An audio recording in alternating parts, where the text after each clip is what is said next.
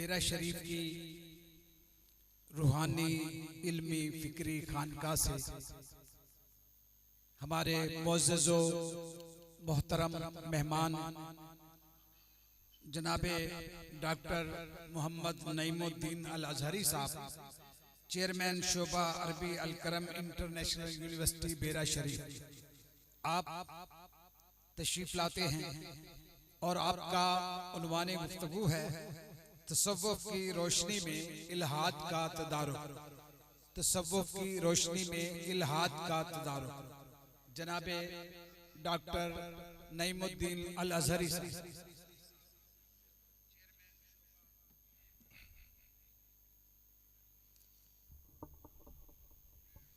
बिस्मिल्लाहिर्रहमानिर्रहीम। अल्हम्दुलिल्लाहि अला नवालिही वस्सलातु वस्सलामु अला मज़हर जमालिही बलगल उला बिकमालिही कशफत दुजा बिजमालिही हसनत जमीउ खिसालिही सल्लू अलैहि व आलिही वसल्लिमू तस्लीमा। अस्सलातु वस्सलामु अलैका या सय्यदी या रसूल अल्लाह व अला आलिका व अस्हाबिका या सय्यदी या हबीब अल्लाह। बाद अज़ हम्दो सलात मुअज़्ज़ज़ो मोहतशम ज़ीनते मसनदे सदारत गुले गुलशने सादात हज़रत क़िबला पीर सैयद मुनव्वर शाह साहिब जमाती सज्जादा नशीन आस्ताना आलिया अलीपुर शरीफ, मोहतरमुल मकाम जनाबे प्रोफेसर डॉक्टर मोहम्मद यूनुस राना साहिब और जनाबे मोहतरमुल मकाम सैयद अज़हरुल हसन शाह साहिब गीलानी हाफिज़हुल्लाह ताला, सैयद हमदान हसन शाह साहिब गीलानी और दीगर बहुत से अहले इल्म हजरात यहाँ मौजूद हैं। और जिस किस्म का माहौल मुझे यहाँ नज़र आया, मैं पहली दफ़ा हाजिर हुआ तो बहुत दिल खुश हुआ। हमारे मुल्क पाकिस्तान में इस तरह की संजीदा फ़िक्र मजालिस की बड़ी ज़रूरत है। और मैं हज़रत क़िबला पीर सैयद अज़हर शाह साहब को ये शेर डेडिकेट करूँगा कि जो हब्स के मौसम में हवा बांट रहा है उस शख्स के हाथों का हुनर याद रहेगा। तो हमें इस किस्म की संजीदा फिक्र मजालिस की ज़रूरत है। वो कहीं वासिफ अली वासिफ साहब ने अपनी एक किताब का इंतसाब बड़ा प्यारा लिखा। उन्होंने कहा कि आबाद शहर की उस मस्जिद के नाम जिसमें लाउड स्पीकर ना हो। मतलब यही है कि जब हम शोर करते हैं और आवाज़ बुलंद करते हैं तो ये दलील की कमज़ोरी की अलामत होती है। और शोर और शऊर में बड़ा गहरा फ़र्क है। हमें शऊर की ज़रूरत है और इस किस्म की पुख्ता फ़िक्र मजालिस की ज़रूरत है जहाँ तरबियत हो सके और एक मुस्बत पैगाम वहाँ से निकले। मेरे पास बहुत मुख्तसर वक्त है और मैंने इस मौजू के हवाले से कुछ गुजारिश करनी है कि तसव्वुफ़ की रोशनी में रद्द इल्हाद के हवाले से क्या रहनुमाई हमें मिलती है। तो इल्हाद लहद से है और लहद अरबी ज़ुबान में एक कब्र का स्टाइल जो सुन्नत के मुताबिक है उसे लहद कहते हैं। आप जानते हैं कि जब कब्र बनाई जाए तो साथ दाईं तरफ जो है उसको दफन किया जाए मुर्दे को, तो वो मसनून तरीका है। तो लुग़वी तौर से लहद से इल्हाद का लफ्ज़ लिया गया, यानी हट जाना, डाइवर्ट हो जाना। तो हम मुल्हिद को मुल्हिद इसीलिए कहते हैं कि वो राहे मुस्तकीम से हट जाता है, मुनहरिफ हो जाता है।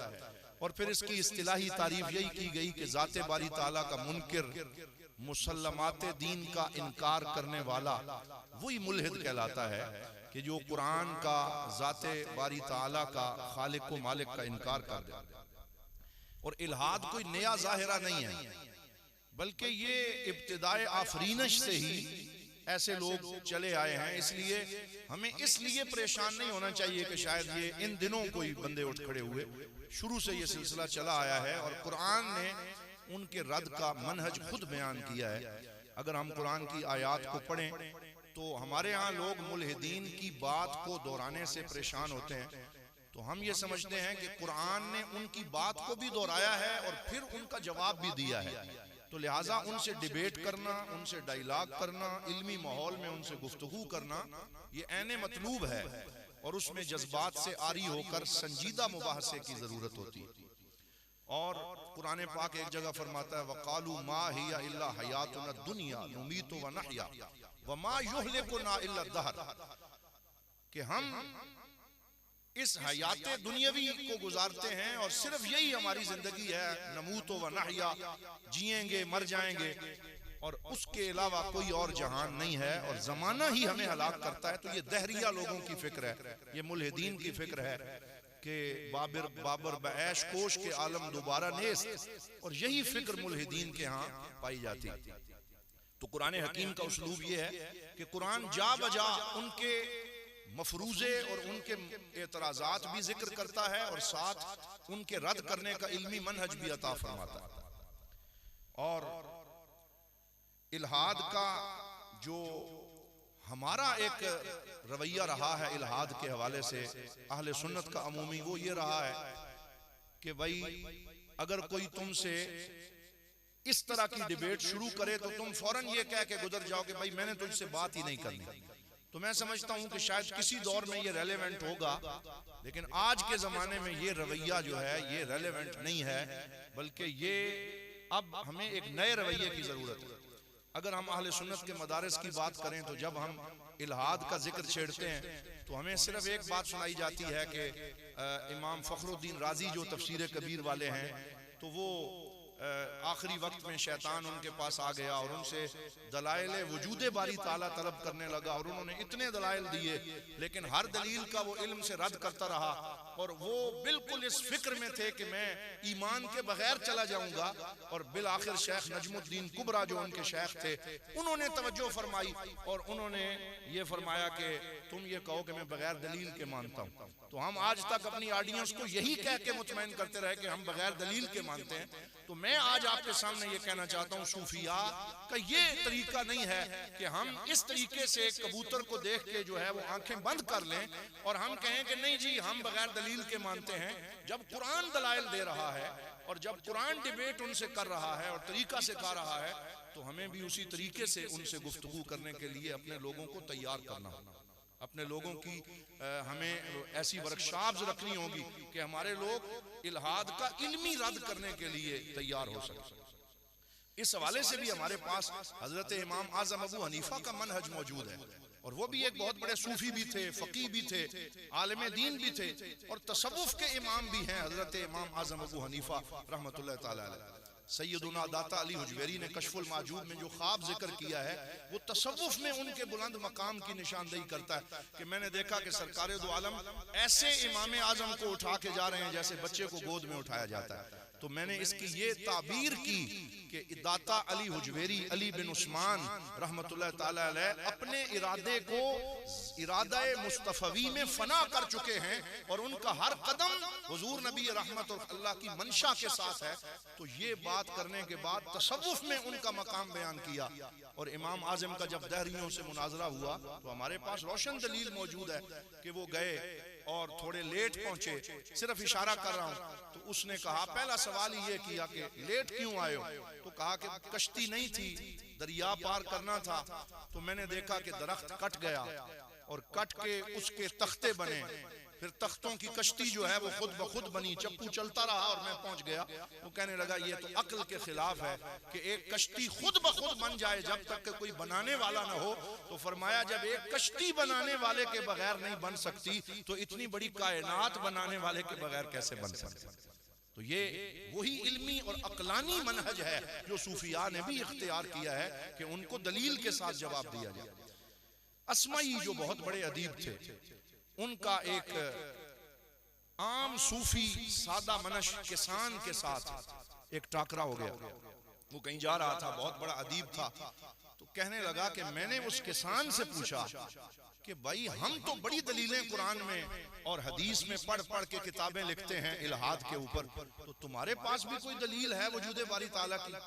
तो उसने आगे से सूफिया के उस मनहज की तरफ इशारा किया और वो मनहज का दूसरा पहलू है कि दलील के साथ साथ मुशाहिदा कायनात और कायनात के अंदर अल्लाह रब्बुल इज्जत की निशानियों को देखकर जो लोग हैं उनको अल्लाह रब्बुल इज्जत की जात की तरफ उनकी रहनुमाई करना। तो अस्माई का जुमला सुने, उसने कहा अल बारतु तदुल्लु अलल बईर वल असरु यदुल्लु अलल मसीर फसमाउन ज़ातु अबराजिन व अर्दुन ज़ातु फिजाजिन अला तदुल्लु अला समीइल बसीर। वो कहने लगे कि जब एक जानवर जहां से गुजरता है तो वो भी अपने गुजरने के आसार छोड़ जाता है और चलने वाले के कदमों के निशान उसके गुजरने का पता देते हैं, तो ये बुलंदो बाला पहाड़ और ये वसीओ अरीज समंदर क्या तुम्हें बोल बोल के नहीं बता रहे कि हमारा भी कोई साने है, कोई क्रिएटर है, कोई बनाने वाला है। तो अस्मई कहते हैं इतनी सादा और खूबसूरत मिसाल मैंने आज तक किसी किताब में नहीं पढ़ी जो एक किसान और एक सूफी से मुझे मिल गई कि वो बहुत आसान तरीके से अल्लाह रब्बुल इज्जत के वजूद के दलाइल समझा रहा था। इसी तरह इमाम इब्ने नुजैम जो फिक़्ह हनफी के अजीम इमाम है, उनकी किताब है अल अशबा व नज़ायर, उसके आखिर में उन्होंने एक मुकालमा जिक्र किया है जो इमाम आज़म अबू हनीफा रहमतुल्लाह ताला अलैह ने जो है वो अबू जाफर मंसूर के दौर में रोमा से आने वाले एक ईसाई के साथ जो कि इल्हाद के करीब करीब जा चुका था, उसके साथ डिबेट हुआ और वो कहने लगा मेरे 3 सवाल हैं, अगर उनका जवाब कोई दे दे तो हम 40 ईसाई उलमा का जो ग्रुप है वो इस्लाम कबूल कर लें, और अगर वो जवाब तुम न दे सको तो तुम्हें फिर हमारे मजहब की तरफ आना पड़ेगा। और हजरत इमाम आजम की उम्र उस वक्त बहुत थोड़ी थी और अल्लामा इब्ने नुजैम लिखते हैं कि जब उसने वो 3 सवाल दोहराए तो उनका ताल्लुक भी इल्हाद वालों के एतराजात की तरह था कि बताओ अल्लाह से पहले क्या था। और दूसरा ये है कि कुरान में आया है वयबका वजहु रब्बिका ज़ुल जलाल वल इकराम, कि अल्लाह के लिए वजहुन का लफ्ज इस्तेमाल हुआ है, तो वजह चेहरे को कहते हैं, तो अल्लाह का चेहरा किस तरफ है, क्योंकि चेहरे की कोई डायरेक्शन होती है। और तीसरा सवाल ये किया कि कुल्ल यौमिन हुवा फी शान, कि हर रोज अल्लाह अपनी कोई शाने हर वक्त जाहिर करता है, तो बताओ इस वक्त अल्लाह क्या कर रहा है, उसका इस वक्त का अमल क्या है। तो तीनों सवाल पूरे उलमा जो हैं वो खामोश हो गए और छोटी सी उम्र में इमाम आजम अबू हनीफा नौमान बिन साबित आगे आए और उन्होंने कहा जवाब तो मैं देता हूँ, लेकिन मेरे नबी की हदीस है कि अल यदुल उलिया खैरुम मिन यदिस सुफला, कि देने वाला हाथ ऊपर होता है और लेने वाला हाथ नीचे होता है। तो ये सवाल करने वाला तख्त से नीचे आए और मुझे तख्त पे बिठाया जाए तो मैं इसके जवाब दूं। तो अबू जाफर मंसूर ने तख्त पे बिठाया, वो नीचे खड़ा हुआ, उसने अपने सवाल दोहराए और कहने लगा बताओ अल्लाह से पहले क्या था। तो आपने फरमाया कि गिनती पढ़ो। ये सूफिया का मनहज है कि कितने सादा तरीके से बात समझाते हैं। तो उसने जब गिनती पढ़ी और 10 तक पहुंचा, फरमाया पीछे पढ़ो। तो जब उसने पढ़ा 8 7 6 5 और 1 तक पहुंचा तो रुक गया। आपने कहा इससे पहले क्या था, 1 से पहले, तो कहने लगा 1 से पहले तो हमारी गिनती में 0 है। तो कहा जब तुम्हारी बनाई हुई गिनती में 1 से पहले 0 है तो अल्लाह भी 1 है और 1 से पहले कुछ नहीं है। हाँ, तुम अल्लाह को 3 कहते हो, ट्रिनिटी के कायल हो, तुम्हारे यहाँ तो अल्लाह रब्बुल इज्जत की जात से पहले किसी के होने का सवाल हो सकता है, हमारे यहाँ तो ये सवाल ही नहीं है मुसलमानों के यहाँ, क्योंकि अल्लाह वहदहू ला शरीक है। और दूसरा जवाब कि तुम कहते हो अल्लाह का चेहरा किस जानिब है, तो कहा कि दरबार में चिराग जलाया जाए, और जब चिराग को रोशन किया गया तो आपने फरमाया बताओ इसकी लाइट का चेहरा किस तरफ। तो कहने लगा कि लाइट का कोई डायरेक्शन नहीं होती, वो तो हर समत को मुनव्वर करती है। फरमाया तुमने सूरह नूर नहीं पढ़ी, अल्लाह नूरुस समावाति वल अर्द मसलु नूरिही कमिशकातिन फीहा मिसबाह अल मिसबाह फी जुजाजा। और पूरी ये आयत पढ़ के फरमाया अल्लाह ताला की जात अपनी मिसाल एक चिराग से दी है, चिरागदान से दी है। इसका मतलब यही है कि ऐना मा तवल्लु फसम्मा वजहुल्लाह। और तीसरा सवाल यह था कि अल्लाह इस वक्त कौन सी शान जाहिर की है। तो कहा तू बड़े गुरूर से आया था, तो अल्लाह ने ये शान अपनी जाहिर की है कि तेरे गुरूर को खाक में मिला दिया और मुसलमानों के एक बच्चे को तख्त पे बिठा दिया। तो ये वो मनहज है हमारे सूफिया का कि वो इल्म को इस्तेमाल करते हुए, अक्ल और इस्तिदलाल को इस्तेमाल करते हुए वो गुफ्तगू करते हैं जो अक्ल को अपील करती है, जो दिल तक रसाई हासिल करती है। और फिर एक और मनहज की तरफ इख्तिसार से मैं इशारा करना चाहूँगा कि हमारे सूफिया किराम ने अस्माइल्लाहिल हुस्ना की तदरीस में बड़ा जोर दिया। आप हजरत इमाम गजाली के यहाँ देखें, इमाम जवीनी के यहाँ देखें, हजरत इमाम इज्जुद्दीन अब्दुल सलाम को देखें, बड़े बड़े अइम्मा ने पूरी पूरी किताबें अस्माइल्लाहिल हुस्ना और उनकी शरह पे लिखी इसकी क्या वजह है? उलमा फरमाते हैं, इमाम गजाली अपनी इस किताब में लिखते हैं, इज़ा साहुलतिल इज़ा उरिफतिल आमिर साहुलतिल अवामिर, कि जब आमिर यानी हुक्म देने वाले की मार्फत नसीब हो जाए तो हुक्म पे अमल करना आसान हो जाता है। यानी अब ये पता चल जाए कि हुक्म देने वाला कौन है, डीसी है या वो डिप्टी कमिश्नर है या वो एसी है या कौन मुझे हुक्म दे रहा है, तो जैसे जैसे उसका रुतबा बढ़ता जाएगा इतना उस हुक्म को पूरा करने की रिस्पॉन्सिबिलिटी बढ़ती जाएगी। तो कहा जब ये पता चल जाए कि हुक्म देने वाला अल्लाह रब्बुल आलमीन है, अहकमुल हाकिमीन है, सारे जहानों का खालिक व मालिक है, जितनी अस्माइल्लाहिल हुस्ना से मार्फत बढ़ेगी इतना अल्लाह रब्बुल इज्जत की पहचान बढ़ेगी, और जितनी रब की पहचान बढ़ेगी इतना दीन के ऊपर अमल करना आसान हो जाएगा। तो जो सूफिया हैं उन्होंने रद्द इल्हाद में अस्माइल्लाहिल हुस्ना पे बड़ा जोर दिया है, बड़ा फोकस किया है, तो इस जानिब भी हमें खुसूसी तवज्जो देनी चाहिए। इसी तरह हजरत इमाम गजाली ने अपने जिस तजर्बा रूहिया से गुजरे और जिस स्पिरिचुअल एक्सपीरियंस से गुजरे, जरा उसको भी देखिए कि पहले उन्होंने खालिस अक्ली मनहज को इस्तेमाल किया, और उलमा स्कॉलर्स आप सब माशाअल्लाह अहले इल्म जानते हैं कि उन्होंने पहले फलसफियों के रद में उनकी जुबान में गुफ्तगू फरमाई, और तहाफतुल फलासिफा, मकासिदुल फलासिफा और इस तरह की किताबें लिखकर उनका अक्ली रद फरमाया, और फिर खुद कई एक जो है वो मैदानों की खाक छानी। लेकिन आखिर में इमाम गजाली को जब करार आया तो अल मुनकिज़ मिन अद-दलाल में खुद इस बात की गवाही दे दी कि मैंने तमाम मकातिब फिक्र और इल्मी मैदानों की खाक छानने के बाद ये नतीजा निकाला है कि अल्लाह रब्बुल इज्जत की मारिफत और मुल्हिदीन के रद के लिए सबसे कामयाब मेथड अगर कोई है तो वो सूफिया का मनहज है, वो सूफियाए किराम की। क्योंकि सूफी सिर्फ बोलता नहीं है, वो अमल करके दिखाता है, वो इल्म के साथ अमल पेश करता है, वो अपना किरदार पेश करता है, उसके रुए रुए से इल्म की तरवीजो इशाअत होती है। तो सूफिया के यहाँ गुफ्तगू से बढ़ के जो है वो अमल पे जोर दिया जाता है। मैं यहाँ कोट करूंगा अय्युहल वलद, जो इमाम गजाली की किताब है, उससे एक कोटेशन कि उन्होंने जब अपने शागिर्द को खत लिखा तो उसमें फरमाते हैं कि तुमने मुझसे बड़ी इल्मी बातें पूछी हैं, लेकिन मैं तुम्हें सैयदुत ताइफा सूफिया के इमाम हजरत जुनैद बगदादी की बात सुनाता हूँ कि जब उनका विसाल हुआ और वो कब्र में चले गए तो अपने एक शागिर्द और मुरीद को ख्वाब में आए और उसने पूछा कि आपके साथ क्या मामला हुआ। तो हजरत जुनैद बगदादी ने फरमाया, ताहत तिलकल इशारात व फनीयत तिलकल इबारात वमा नफअनी इल्ला रुकैयात रकातुहा फी जौफिल लैल। फरमाया वो जितने मैंने कलाम की किताबें लिखी थी वो सारी हवा हो गई, मेरी सारी गुफ्तगू हवा मंसूरा हो गई। मुझे अगर क़यामत के दिन किसी शय ने नफा दिया है तो उन चंद रकातों ने नफा दिया है जो रात की तारीकी में मैंने मुसल्ले पे खड़े होकर पढ़ी थी। तो ये सूफिया का अमली मनहज है कि वो सिर्फ बोलते नहीं है बल्कि अमल से, इल्म से पहले अमल और गुफ्तगू से पहले अपना किरदार पेश करते हैं। तो हज़रात मोहतरम, ये चंद वो अहम बातें हैं रद्द इल्हाद के हवाले से सूफिया के मनहज में जो मैं गुजारिश कर रहा हूँ कि सूफिया अपना मुशाहदा पेश करते हैं और अपनी जात को बतौर दावत और इरशाद पेश करते हैं। अल्लामा मोहम्मद इकबाल ने क्या खूबसूरत लिखा कि जिन्हें मैं ढूंढता था आसमानों में ज़मीनों में, वो निकले मेरे जुल्मत खानाए दिल के मकीनों में। जला सकती है शम्ए कुश्ता को मौजे नफस इनकी, इलाही क्या छुपा होता है अहले दिल के सीनों में।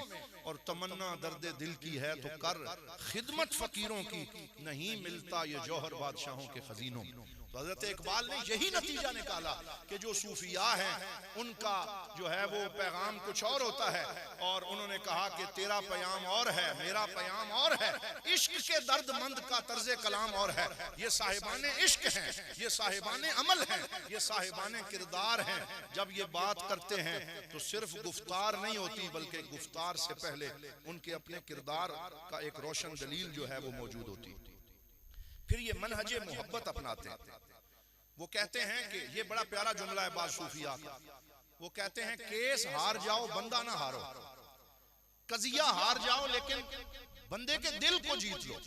तो इसलिए खुश्क मुल्लाओं की तरह इनका मनहज नहीं होता रद्द इल्हाद में भी, बल्कि वो ऐसे लोगों को भी बोलने का मौका देते हैं। आज हमारे यहाँ हब्स ज़दा माहौल में सूरत हाल ये हो चुकी है कि थोड़ा सा कोई हमारे साथ फिक्री नजरियाती या दीनी इख्तिलाफ कर ले, चाहे वो इख्तिलाफ फुरुआत में हो, उसूल में न भी हो, तो हम उसके साथ मरना जीना खत्म कर लेते हैं, उठना बैठना खत्म कर लेते हैं। दूसरी तरफ सूफिया का मनहज है कि वो खाना खिलाते हुए मसलक भी नहीं पूछते, मजहब भी नहीं पूछते, बल्कि जो भी आता है उनके दस्तरखान पे वो तरह तरह की नेमतें खाता है और फिर वो उसे इस तरीके से करीब करते हैं। तो ये वुसअत जो है ये सूफिया के यहाँ ही पाई जाती है। इसी वजह से वो लोगों को करीब लाते हैं और वो कजिया हार भी जाएं वो बंदा जीत जाते हैं और उसको अपने करीब कर लेते हैं। ये सूफियाए किराम का मनहज है रद्द इल्हाद के अंदर। फिर मनहज नबूवत से इक्तिसाब करते हैं। आखिरी एक दो बातें गुजारिश कर रहा हूं। फिर उन पे अक्सर मकाम नियाज का गलबा रहता है सूफिया पे, ये लोगों को उनके करीब करता है। और हजरत अल्लामा मोहम्मद इकबाल ने फरमाया, हुजूम क्यों है ज्यादा शराब खाने में, फकत ये बात के पीरे मुगा है मर्दे खलीक, ये साहिबाने अखलाक होते हैं, ये किसी को डांटते नहीं हैं, दूर नहीं करते, धुतकारते नहीं हैं, जो भी आए इनके दिल के दरवाजे उसके लिए खुले होते हैं। और मकाम नियाज का आलम ये होता है। मेरे पीरो मुर्शिद हजरत ज़ियाउल उम्मत जस्टिस पीर मोहम्मद करम शाह अल अज़हरी रहमतुल्लाह ताला अलैह, साहिब तफसीर ज़ियाउल कुरान ज़ियाउल नबी सुन्नत खैरुल अनाम, आपके यहाँ नियाज का आलम यह था। मुझे एक दोस्त ने बताया, हमारे बड़े मुखलिस वो देरीना हजरत साहब के रफीक थे, कि एक मुरीद आया और उसने आके कहना शुरू कर दिया कि मेरे लिए दुआ करें कि अल्लाह मुझे पुत्र दे, बेटा दे। तो हमारे यहाँ बाज बड़े लाडले मुरीद होते हैं, तो पीर साहब ने कहा दुआ कर दी, जैसे इनका तरीका होता है, जो भी आया हाथ उठा देते। फिर अपने मुताले में मशगूल हो गए। वो कहने लगा, पीरा आज मैं पुत्र लेके ही जाना। ये भी एक लाड होता है उनका। तो पीर साहब जलाल में आ गए और उसे देखकर फरमाया, उस वक्त आपकी अपनी शादी, आपके बेटे पीर अमीनुल असनाद शाह साहब की शादी को 18 साल हो गए थे, उनकी अपनी औलाद नहीं थी। तो पीर साहब ने फरमाया कि अगर मैंने ही बेटा देना है तो मैं अपने बेटे अमीनुल असनाद के लिए ना इंतजाम कर लेता। तो देने वाले बाबा हम नहीं है, देने वाला वो है। हमारा काम है सिर्फ हाथ उठाना, हमारा काम है दुआ करना। तो सच्चा सूफी वो है जो मुरीद और रब के दरमियान दीवार नहीं बनता, बल्कि वो हाथ बांध के मुरीद को रब की बारगाह का रास्ता दिखाता है, खुद दरमियान से हट जाता है। वो कहता है मैं तो रास्ता दिखाने वाला हूँ, मैं तो पहुंचाने वाला हूँ, अब आगे रसाई तुमने खुद हासिल करनी है। तो कहा भाई मैंने देना होता तो मैं तो अपने बेटे के लिए कुछ कर लेता। तो फिर ये मकाम नियाज है। और मकाम नाज ये है कि एक शागिर्द आया और उसकी शादी हुई, तो फिर एक साल बाद वो मिठाई का डब्बा लेके आया कि जनाब अल्लाह ने आपकी दुआ से मुझे बेटा दिया है, तो अब आप इसका नाम रखें। अब मकाम नाज का गलबा था, तो कहा कि मेरे अजीज एक का नाम रखूं या दो बेटों का नाम रखूं, एक का नाम रखूं या दो का नाम। उसने कहा मेरा तो एक ही बेटा पैदा हुआ, एक का नाम रखें। तो हमारे एक उस्ताद पास बैठे थे, उन्होंने कहा बुजुर्ग हैं, उनके मुंह से निकल जाएगा, तुम कह दो दोनों का रख दें। तो उन्होंने कहा तेरे पहले बेटे का नाम ये है, तेरे दूसरे बेटे का नाम ये है। और जैसे फरमाया उनकी जुबान फैज तर्जुमान की बरकत से अल्लाह रब्बुल इज्जत ने वही तरतीब से उसको नवाज़िशात फरमाई। तो सूफिया के यहाँ नियाज है और मकाम नाज है और उनकी मुख्तलिफ कैफियत हैं, और वो बारगाहे रब्बुल आलमीन का कुर्ब हासिल करके मुल्हिदीन से भी जब डिबेट करते हैं तो उसमें मोहब्बत का पहलू जरूर मौजूद होता है कि ये भटका हुआ है, इसको अल्लाह रब्बुल इज्जत की बारगाह का रास्ता दिखाना है, तो वो उसमें शफकत का जो पहलू है उसे मलहूज रखते हैं। मुल्हिदीन का एक बड़ा मशहूर मसला है जिसे कहते हैं एग्जिस्टेंस ऑफ ईवल, कायनात में वजूद शर।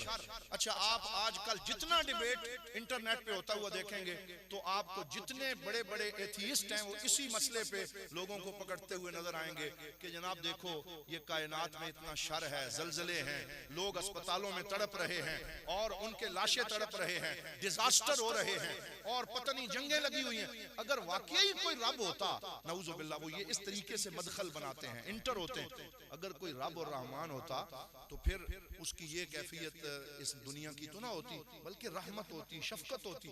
सूफियाए किराम ने, अच्छा बड़े बड़े इसके जवाब दिए गए, किताबें लिखी गई, लेकिन सूफिया ने एग्जिस्टेंस ऑफ इवल पे जो जवाब दिए हैं वो भी उनकी सूफियाना अप्रोच के आमिल है।